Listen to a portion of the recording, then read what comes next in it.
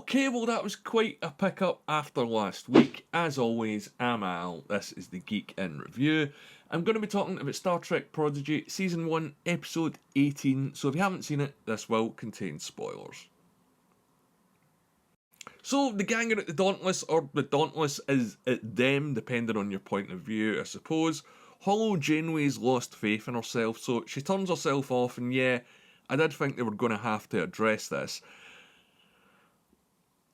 Because you couldn't really keep going knowing that she might betray or endanger the crew, and all this is going on while the Dauntless is trying to reach them as well, so it's, well, red alert, obviously, isn't it? And this opening scene was tense, I loved it, it's something that's been missing in the last few episodes, and it's a sort of big head-to-head that we've been waiting for since episode 1, because we knew this was going to happen, then we found out about the weapon that added an extra layer into it.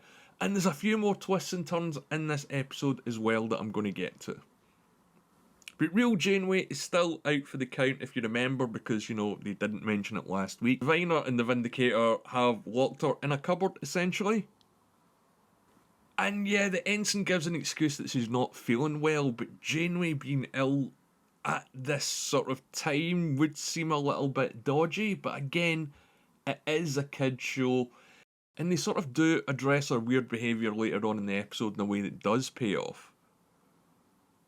And I like the great shots here that go between the Dauntless and the crew back on the Protostar. And the whole chase scene as well, I say it every week, almost every week, but this looks absolutely fantastic. Even though it's just the same background again and again, it's still thrilling to watch because the action is so well written and you're seeing what the characters are playing out doing. But the episode does lose me a little bit here when they try and send a telepathic message to the Dauntless. Because again, you know, the weapon's on board and they can't hail them.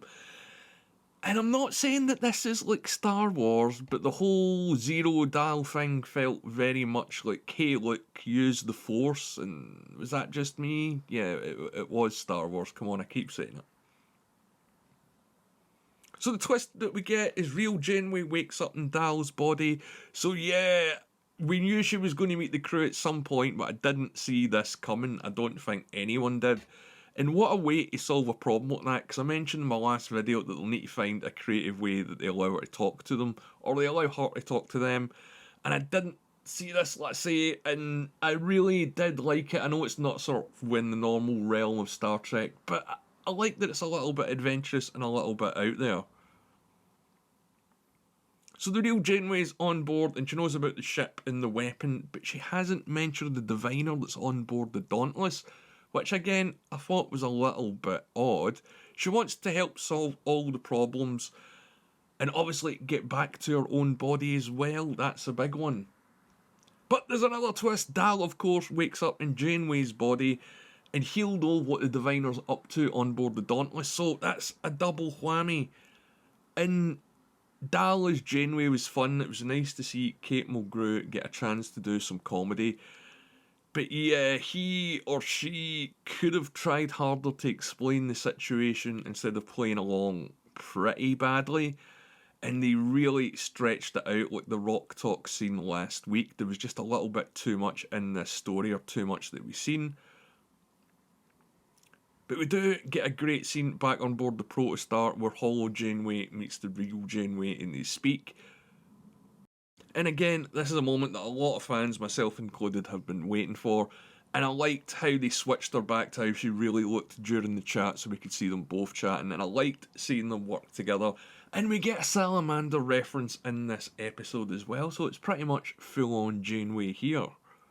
So they come up with a plan to swap them back and save both ships, but the Diviner stops Dal's Janeway and he goes all Bond villain explaining his plan, which I wasn't the biggest fan of, but there's another twist. That's the third twist, by the way. Like and subscribe.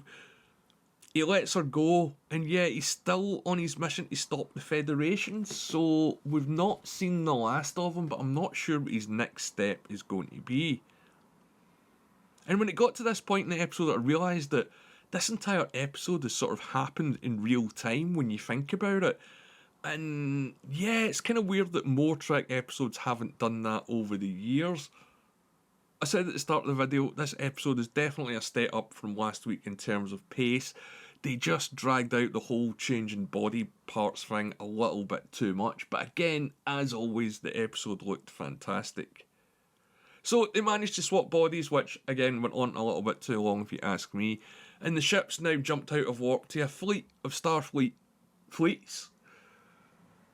And I mean a huge fleet, not just the ones you get at the end of the first season of Picard. And the real Janeway is now under lock and key on board the Dauntless because of how Dal was behaving pretty oddly in her body. So yeah, another great cliffhanger this week, and this show loves setting them up just to knock them down. And after last week's pretty lacklustre episode, this week was more back on form. I really like the real-time format, and again, I think live-action Star Trek should maybe try that, and hope they bring it back in this season as well. And we got some really great Janeway stuff. In fact, the most Janeway stuff that we've had since Star Trek Voyager in either body, which, again, I wasn't a big fan of initially, but I did grow to like throughout the episode, especially when I rewatched it. We do get a little bit more of Chakotay, but not any solid answers, and again, with another great cliffhanger. The show loves them, and yeah, I can't wait to see next week. I'd sort of lost a little bit of my oomph for this show after last week's episode, but this one's got me back on track, and I just hope that they finally decide to pay off a cliffhanger at the start of next week and not drag it out a little bit more. But there's only 2 episodes to go, so what did you guys think of Star Trek Prodigy Season 1, Episode 18? And what did you think of the Janeway interactions? Did you like it? Did you not like it? Let me know in the comments below. If you made it this far, thanks for watching. Please leave a like on the video and subscribe to the channel. My name's Al.